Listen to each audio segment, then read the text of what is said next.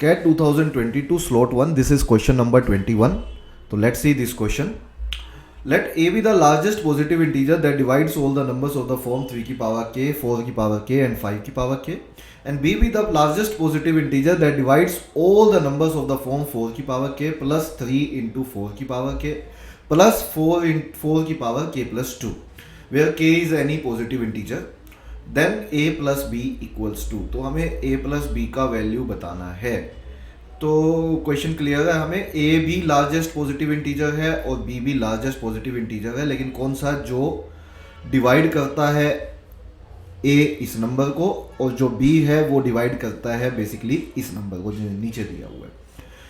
तो ऐसे सवालों को हम कैसे कर सकते हैं, देखिए यहाँ पे अगर मेरे पास 3 की पावर k प्लस 4 की पावर k प्लस 5 की पावर k है, तो इतना तो ये समझ में आता है कि ये नंबर हमेशा ओड होगा चाहे k कुछ भी हो, ये वाला नंबर हमेशा इवन होगा चाहे k कुछ भी हो, और ये नंबर हमेशा ओड होगा चाहे k कुछ भी हो, क्योंकि 5 की पावर कुछ भी हो नंबर ओड ही निकल के आएगा.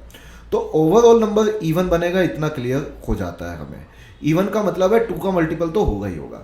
अब आप क्या किया करें, ऐसे ऐसे सवालों में वैल्यू पुट किया करें. जैसे k को पहले 1 लेके देखते हैं, तो 1 पे ये वैल्यू आएगी हमारी 3 plus 4 plus 5. It comes out to be 12. 12 का मतलब है ये 2 का मल्टीपल, 12 का मल्टीपल तो है अगर k इक्वल टू 1 है तो.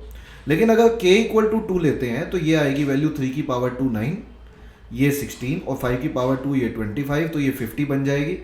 अब मुझे बड़े से बड़ा नंबर सोचना है, ऐसे वैल्यू पुट करते जाओ. इतना तो समझ में आ गया था इवन आना चाहिए, इवन आ भी रहा है. दूसरा, अब बड़े से बड़ा नंबर जिससे, हाँ जी, बड़े से बड़ा नंबर सोचना है मुझे जो इन दोनों में कॉमन हो. क्यों कॉमन हो, क्योंकि तभी तो इन दोनों से डिवाइड होगा ना. बड़े से बड़ा, एक ही बड़ी से बड़ी वैल्यू जो 12 को भी डिवाइड करे और 50 को भी डिवाइड करे, इन दोनों का कॉमन फैक्टर, और वो 2 बनता है. तो कैन वी से 2 is the highest common factor. 2 is the highest number जो k की वैल्यू जो मर्जी ले लो, जो हमेशा जो भी वैल्यू आएगी उसको डिवाइड करेगा ही करेगा. इससे ज़्यादा हो नहीं सकता, क्योंकि इन दोनों में हाईएस्ट कॉमन फैक्टर 2 ही निकलता है. एक बार फिर से अगर हम b के लिए देखें तो 4 की पावर k, आगे दिया हुआ है हमें 3 इंटू 4 की पावर k, और आगे दिया हुआ है हमें 4 की पावर k प्लस 2. तो 4 की पावर k अलग कर दो, 4 की पावर 2 अलग कर दो, विच इज 16. सब में से 4 की पावर k कॉमन निकल आएगा. तो 4 की पावर k अगर हम कॉमन ले लें, अंदर बचेगा 1 प्लस 3 प्लस, हाँ जी, 1 प्लस 3 प्लस 16. तो ये बन गया 4 की power k into 1 plus 3 plus 16, that is 20. तो बड़े से बड़ा वैल्यू जो कि b कहलाएगा, जिससे ये पूरा डिवाइड हो जाए, तो 20 तो आएगा ही आएगा, क्योंकि ये नंबर 20 का मल्टीपल है. और 4 की पावर k कैन वी से 4 का मल्टीपल बनेगा ही बनेगा. अब आप कहेंगे k को 1 पुट करेंगे तो 4 आएगा, 2 पुट करेंगे तो 16 आएगा, 3 पुट करेंगे तो ऐसे ही 4 की पावर 3 आएगा. बट हाईएस्ट कॉमन फैक्टर तो उनमें 4 ही निकलता है.